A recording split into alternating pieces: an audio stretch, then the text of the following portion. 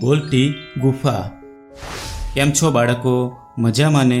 ચાલો બાળકો, આજે આપણે જંગલનો રાજા સિંહ અને ચાલાક શિયાળની વાર્તા જોઈએ।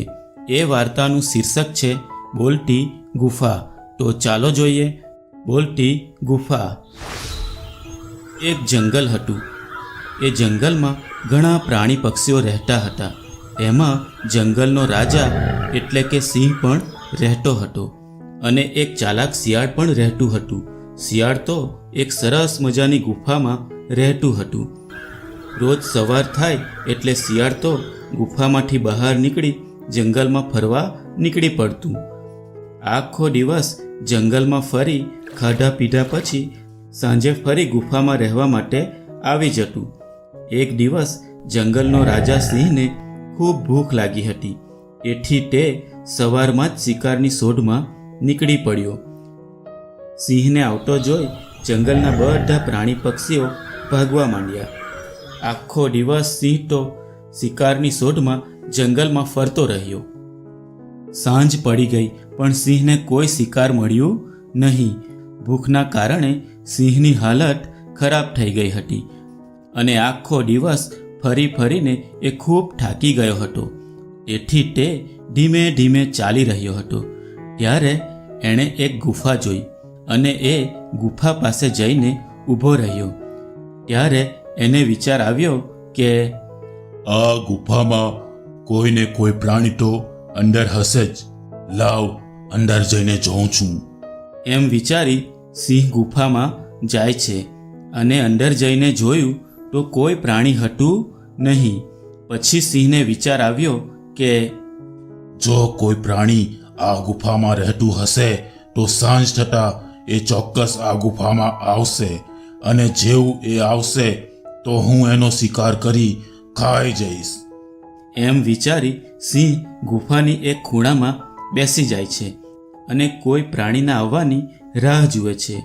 અને આ બાજુ સાંજ પડતા શિયાળ આખો દિવસ જંગલમાં ફરીને પોતાની ગુફા પાસે આવે છે અને શિયાળ ગુફાની અંદર જવાની તૈયારીમાં જ હતો કે એણે ત્યાં કોઈ પ્રાણીના પગલાં જોયા।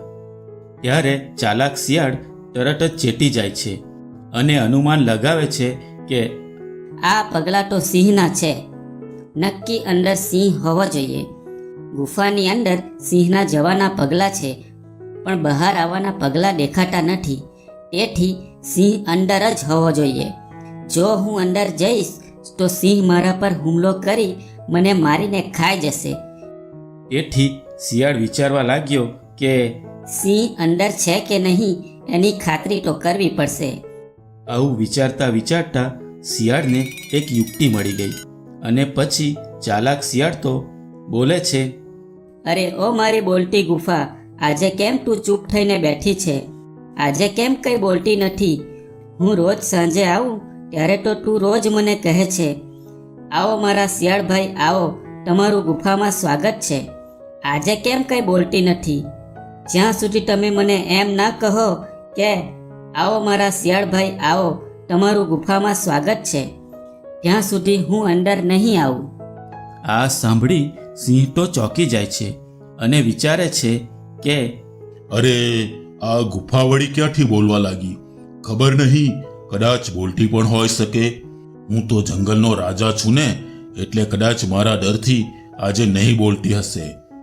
પણ સિંહ વિચારે છે કે જો ગુફા શિયાળને અંદર આવવાનું કહેશે નહીં ત્યાં સુધી શિયાળ ગુફામાં આવશે નહીં અને મારો શિકાર હાથથી જતો રહેશે અને મારે ભૂખું રહેવું પડશે। લાવને હું જ મારો અવાજ બદલીને જોઉં છું। એમ વિચારી સિંહ તો અવાજ બદલીને બોલે છે, આવો મારા શિયાળભાઈ આવો, તમારું ગુફામાં સ્વાગત છે।